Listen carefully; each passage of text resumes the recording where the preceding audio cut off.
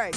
Now let's get into it because it's Community Wednesday, so it's all about community. And today we want to find ways to help different communities out there, no matter where you are, what part of the island you are. Maybe there's something we can do together to make some changes to help put a stop to the violence, or at least put a crunch in the numbers of youths who enter a life of violence. And we've got Ricardo Burke on the line. Yeah, man, he had a dream one day to help children over there at Walker's Avenue in the Gregory Park St. Catherine community. So instead of just dreaming about it, he actually did something about it. And he started Youth for Change Foundation. Now, it didn't go from 0 to 60 like that, so we got him on the line to tell us how he got this together. So, welcome to the crossover, Mr. Burke. Good afternoon, and thanks for the opportunity. Hi, no, it's great. Wait, I'm looking at your picture. Are you a pastor or? No, I'm not. That's a very pastory picture there, you know? Like, okay. No, but sir, tell me about this Youth for Change. How exactly did it start? Tell us the real story of the beginnings. All right, from the get-go, it started with $70 Jamaican where I wanted to assist a boy and a little girl to go back to school. And I wrote a letter, so sent it out to almost every company, corporate company in Jamaica, celebrities at the time, artists and stuff. And I only got a response from Digicel alone. And we did our first back-to-school treat in 2014. Yeah. And then it has evolved past that. So the idea was just send children back to school. But we have grown past that now. Yeah, why did you decide to take it a step further?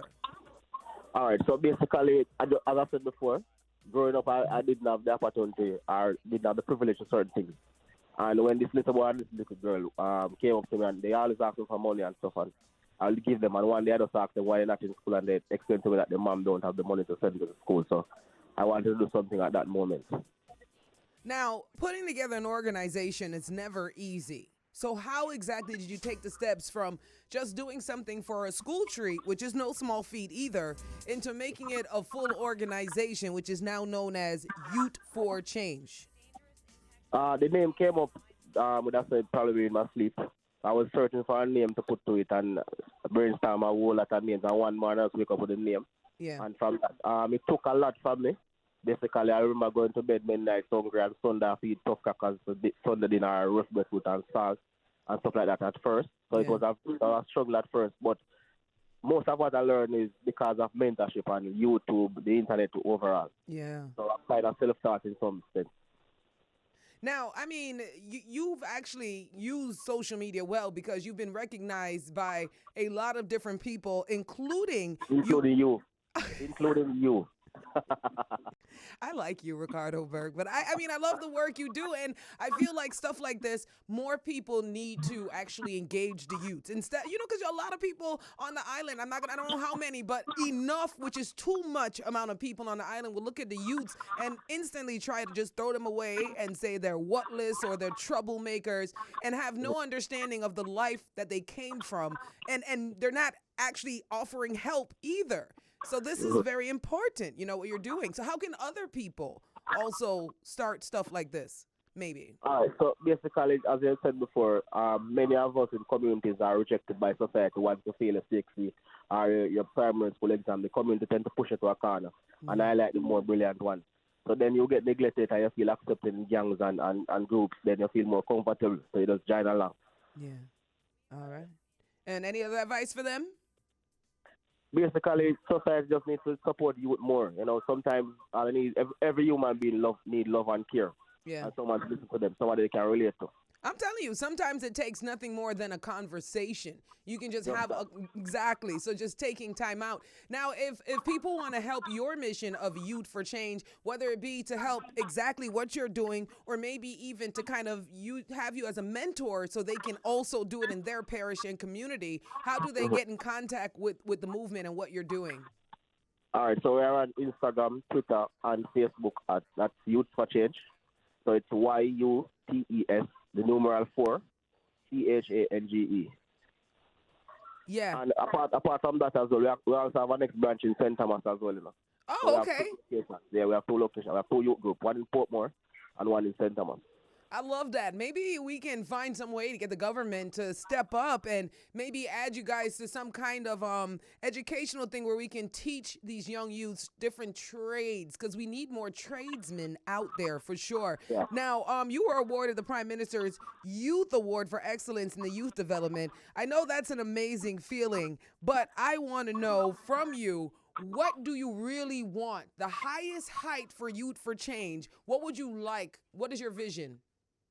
So it's simple. The vision is to see giving back becomes a way of life and not a choice. Yeah. That's how simple it is.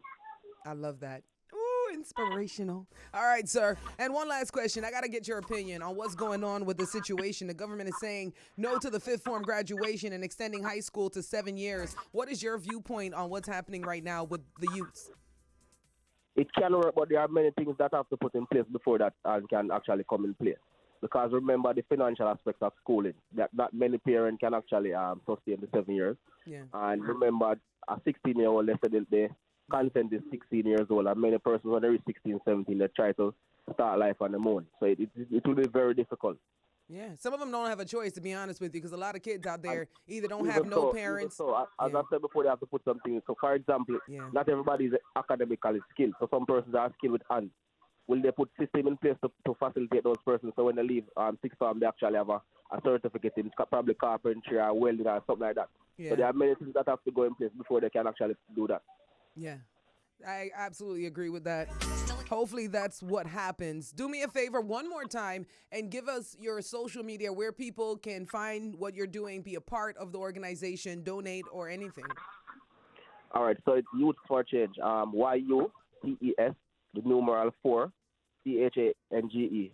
And before I go, I just want to also tell you that we actually have a breakfast program. Once school reopens, we have a breakfast program where we give students free breakfast to go to school each school morning. Oh, that's beautiful. So they can also donate for the breakfast program as well.